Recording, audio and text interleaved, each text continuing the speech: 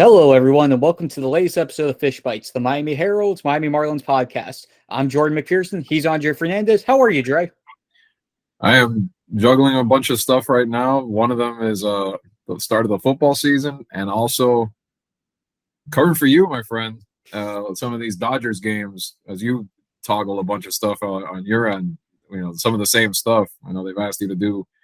We've asked you to do. Not so much me, but the Herald has actually did quite a lot for this section preview.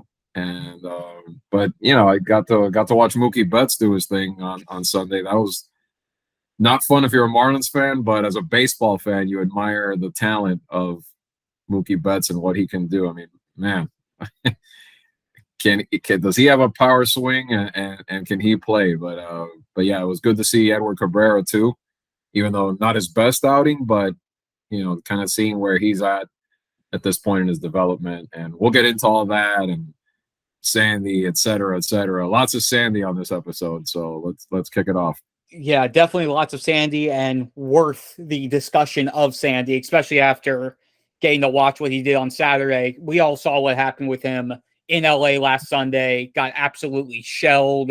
3 2/3 innings, 6 earned runs on 10 hits, all of that career or season highs on hits and earned runs, season low inning pitched. And then to turn back around one start later, throw a complete game against them, 1 earned run, it being a Mookie Betts home run, which he has, again, as Trey mentioned, from the series in LA through the first 3 games of this series, Mookie Betts has just been absolutely phenomenal. And I'll be honest, I'm an MVP voter this year. And again, Goldschmidt, I know, is the front runner, but Mookie Betts is pushing himself into that conversation. Not just obviously doing against the Marlins, that's one thing, but he's been doing this all season too. But just to be able to see it in person has been phenomenal. But back to Sandy, 9 innings, 6 hits, just the 1 earned run on the Betts home run, 10 strikeouts, did it all in the 111 pitches. And it's not like it's the first time we've seen this from Sandy. 4 complete games this year. Not only leads baseball, he has more complete games on his own than any other Major League Baseball team has among all of its pitchers. The Red Sox, the Phillies, and the Cardinals each have 3 among all their pitchers. No other team has more than 2 complete games this year. And it's incredible to watch and also to see who he's done it against. We mentioned the Dodgers this time, again, rebounding after getting rocked by them a start earlier. Also has one against the Braves, which he followed up coincidentally with 8 innings of 1-run ball. A complete game, 2 earned run outing against the Cardinals, and a shutout against the Reds. So 3 of his 4 complete games are against playoff teams. Yeah. Hold on. I hear a noise coming from over here. Let me check on what the. That's the engraver putting his name on the trophy already. Yeah.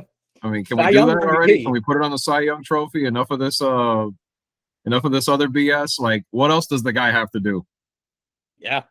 It's phenomenal. And again, when I look at Cy Young consideration, obviously Sandy is up there. Max Fried is in the conversation. A couple of the Dodgers guys and Julio Urias and Tony Gonsolin are in the conversation. But when you look at what Sandy has to do compared to the other 3, yes, the other 3 are all very talented. They're all having very great seasons. Sandy doesn't have the offense he doesn't have the luxury of having a good offense behind him as well. Sandy literally has to go the distance and give up no more than, say, 1 run to feasibly have a chance to win each of his starts. And to his credit, he's doing that and finding the way to. His team gives him 1 run. He goes, okay, I'm just going to have to shut everybody out to get my win.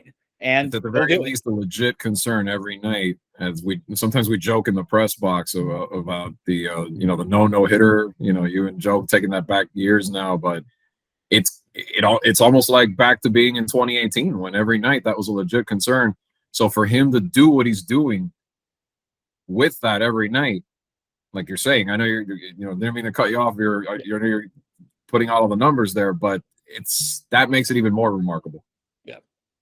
Yeah. And then just when you compare where he's at to the rest of the league, I have a whole bunch of numbers here that I boggled Dre with right before we did all of this. 4 complete games, most by a single pitcher since Irvin Santana and Corey Kluber had 5 each in 2017. So the first guy to do this in 5 years, to have at least 4. Right. Since 2012, no pitcher has had more than 6 complete games in the season. Sandy has 7 more starts to get up to that mark, to get 2 more, which is feasible knowing him. Leads baseball in innings pitched at 185 and 2/3. He's 3rd in ERA at 2.13. The only people ahead of him are Tony Gonsolin, who is throwing about 45 innings less than him, and Justin Verlander, who's throwing, I believe, about 20 or so fewer than him. Right. Among NL pitchers, 4th in opponent batting average, 5th in strikeouts, 6th in whip, and tied for 6th in wins, which, we don't, pitcher wins is a stat that I really don't pay much attention to, but when you look at, again, like we mentioned, with the offense that he has, where he could throw 7 shutout innings and still get no decision, for him to still have 12 wins this year, that actually, to me, has some weight. He could be, if you were jumping into this right now, you'd think, casually looking at the way, like you said, how little pitching wins mean, he could very easily have this ERA and all these numbers and be 8-8, just like Pablo's record or something like that, or worse, and he's not. So it shows you the value. And then look at some of those names you just said too. You're talking Hall of Famers in a couple of cases there, and he's doing something that, complete games are, they're almost extinct in baseball, and you rarely see them anymore. And for him to do it at that level on this team, to the teams he's doing it, because even if you wanted to make any kind of argument, yes, he got shelled by the Dodgers, but then like a week later, look what he does, and he pretty much erases that by doing it at home. It's phenomenal. At this point, it'd be a travesty for him not to get it. I wouldn't put anything past the way sometimes things get voted upon, but it would be an injustice if that's why I made the little trophy joke a little while ago, because it would be an injustice if, with what he's done. And then with 7 starts to go, theoretically, if he finishes it out, just more to add there, hopefully, if he can continue to be consistent. Yeah, and one of the things I loved watching, especially being able to see both of those Dodger starts in person, just watching how he completely changed his approach. First, the start in LA on Sunday, he got shelled when they were on his fastball, his 4-seamer and his sinker. Dodgers just crushed it, which they do against most teams. So what did he and Jacob Stallings do on Saturday? They completely flipped the repertoire. He threw more sliders than he's throwing in a start. He threw it 38% of the time compared to about 15% during the season, throughout the entire season. His changeup was the 2nd most pitch. And then all the way at the bottom, you see him throw about 30 combined 4-seam fastballs and sinkers. He knew that the fastball, he got killed on his fastball last time for whatever reason it was, whether it was him throwing it a lot middle, which his mechanics were slightly off that last start, or whether it's just because the Dodgers are just a freaking good lineup top to bottom, which, let's say it, they are. Well, but to that point, look at the next day. Exactly. Edward Cabrera tried doing something similar and got burned. And, we'll talk a little more about him within that start. Then he adjusted and whatnot. But they thought, okay, this is a little better blueprint against the Dodgers. It's at least what percentage-wise could work better. And guess what? It didn't work as well with him as it did when Sandy was throwing it. So, again, to Sandy's credit, why he was able to execute it even better. Yeah. And, again, it's the evolution of him understanding that it's not just, okay, I have a good fastball that I can throw at 100 miles an hour. That's all I need. He understands that he has 4 weapons, potentially 5, if he throws the curveball a couple times that he does in there, that he can deviate from the plan. He can make adjustments. He can swap out pitches for other pitches to find ways to be successful when he is getting beat. And to see those in-game adjustments, it's just the latest layer of maturity, the latest layer of development. And we keep talking about how great he is, and then you think about it. He's only 26. He's still just a youngin in this, and it's just to see him at this level and seeing where he's stacking against these legends in the game, these all-stars, these Hall of Famers. It's great to see where he is and to know that there is still room for him to keep improving. Yeah, he's on the cusp of his career really taking off. if this isn't just a 1 year, like if he carries this over, we could be looking at a great career in its not infancy, but in its first stages of him really hitting his prime over the next few seasons. And that's going to be, for now, it looks like it's going to be here. If you're a Marlins fan, you hope it stays here in the long run. Maybe not. I'm going to get into all the track record of this franchise, not, guys not staying in the long term that become stars. But if he does, he's got a chance to really make himself, and if he can keep doing what he's doing, he can really make himself you could say an all-time household name in this city. And we've seen it before. I mean, a lot of guys on different teams, different sports are still remembered, in the history of Miami sports, and we could be seeing the beginnings of that, if he stays here for a while and keeps doing what he's doing. Yeah, and on that, with how long he'll be here, that contract that they signed him to in the offseason, 5 years, $56 million. It's looking really good at this point, isn't it? Yeah, not every contract they've made, most of them haven't looked good, but that one in their favor has because you have him there at least for a little bit, and then eventually we'll get to that point. Say he does write it out here, he's still going to get to around, once he's about to get to his 30s, if he's still pitching well, you'd like to see him, if you're a Marlins fan, obviously stay for the long haul and pitch those prime years in that uniform. And that's going to be the tricky part, because if he continues to pitch like this, that price tag is going to skyrocket, and his value is obviously going to skyrocket. So, but we'll see where the franchise is by then. I mean, a lot of questions in the offseason to come to see what's going to happen. But in terms of Sandy, again, it's really good to see, and I'm glad for him. Putting aside right now everything, like, I'm personally glad because I got to really get to know him back in, when I was in the Athletic, and got to go to his hometown in the Dominican and all that. So I saw when he was just hoping for a spot in the rotation at that point, to seeing this happen, it's been cool. It's been cool to see him start to achieve his dreams like this.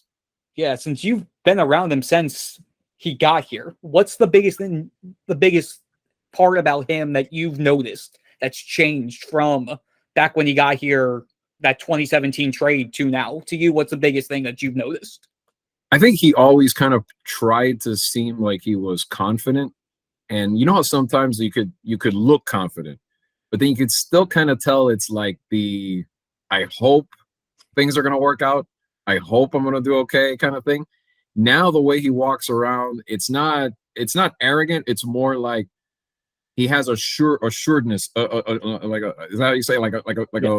He's very sure of himself now, where I think the experience has taught him that, where he's self-assured now. He knows what he can do, and it's translating into every pitch he throws, and that's in the bits. I'm not seeing him as much as I used to when I was full-time on the beat, but when I have, he has this quiet confidence now where you can tell it's like, all right, I don't have to worry about making it, I'm in, kind of thing. And beyond that, he's handling everything that's come with this season pretty well too, because you see him after games, and it's kind of like almost like that yeah, that's what I'm kind of, that's what they pay me for, that's what I'm supposed to do kind of thing. Like, he's got that quiet confidence to him that it's good to see, because when we did that back then, every young pitcher thinks they're going to be good and whatever, but it was still sort of in the let's see what happens, I'm going to do my best type of thing. Now it's cool to see him matured and really embrace that spotlight. Yeah, no, I remember specifically for me was the 2020 season, that last regular season start for him against the Yankees, the game that they won to clinch that spot in the playoffs. He threw 7 in the third inning that game, gave up 2 earned runs, struck out 9. When we talked with him post-game, he said something along the lines of, I'm at the point where it doesn't matter who's in front of me. It could be the Yankees. It could be this person. It could be that person. I just need to get him out. I don't care who it is anymore. And that, to me, was that first moment in my perspective, when the switch flipped. Because before it'd be like, there were times where he was going up against Ronald Acuna, which we all know the antics happen between him and the Marlins, where Sandy goes, sometimes, I'm afraid pitch inside to him because we know what happens. And now he's gotten to the point where it's like, he doesn't care anymore. He finally realized that I'm gonna put it right up on his right up in his grill, and I don't care. Like let him, and that's how you have to pitch to him. Exactly. Sorry, like that. Not to get on a tangent, but that's always been like, well, what do you want? If you pitch him outside, he's gonna kill you.